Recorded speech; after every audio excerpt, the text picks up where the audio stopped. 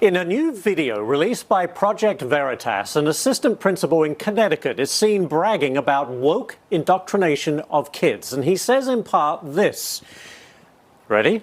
You're teaching them how to think. That's it. It doesn't matter what they think about. If they think about it in a logical, progressive way, that becomes their habit. It's subtly. They'll never say, oh, this is a liberal or democratic way of doing this. Indoctrination indeed. Connecticut Republican State Senator Ryan Fazio joins me now. You know, where do we begin with this, Senator? What's your reaction to this assistant principal, and should any action be taken, or is this just pretty much the norm in schools today? Well, certainly actions need to be taken by the local government, by the state government as well. There needs to be leadership.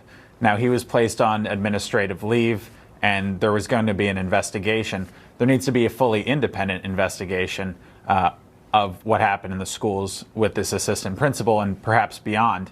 But the state government also played a role, just like every state government plays a role in public education, to ensure that there's transparency and accountability and that there can be trust. And this is a very sad moment in our town. I'm a product of these public schools. We love our public schools. We love our teachers. And what this assistant principal, what this administrator was doing, this bias, this prejudice and indoctrination, was an offense to all of our families, our parents, our kids, and our teachers. I'm assuming that it doesn't surprise you. This is not an outlier. Are you concerned that this is perhaps a very similar story across the state of Connecticut? I am concerned, and in the past couple of years, there's been incidents in this school district and in others around the state of political bias in the classroom, of inappropriate sexual material in the classroom. And that's something that nobody wants. I think there's a very small minority of people that think that's acceptable. So I've heard from Democratic parents, from Republican parents, and from independents that this isn't an acceptable paradigm. We have to get to the bottom of what's going on.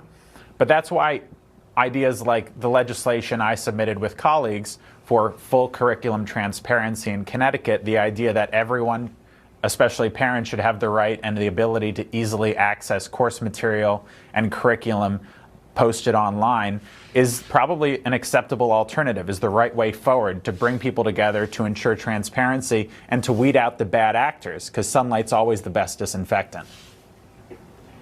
And quickly, Senator, has there been any backlash to this? Have any parents come forward and expressed their anger? Oh, I've gotten hundreds of messages just in 2 days. Again, from parents on all sides of the political spectrum.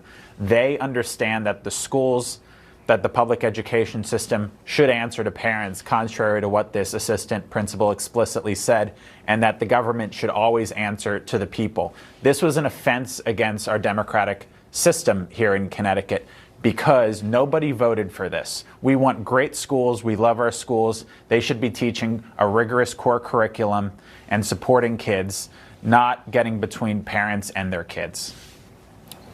Exactly right. All right. Well, Senator, thank you so much for chatting with us this morning. It's an important issue for sure. Thank you. Thanks for having me.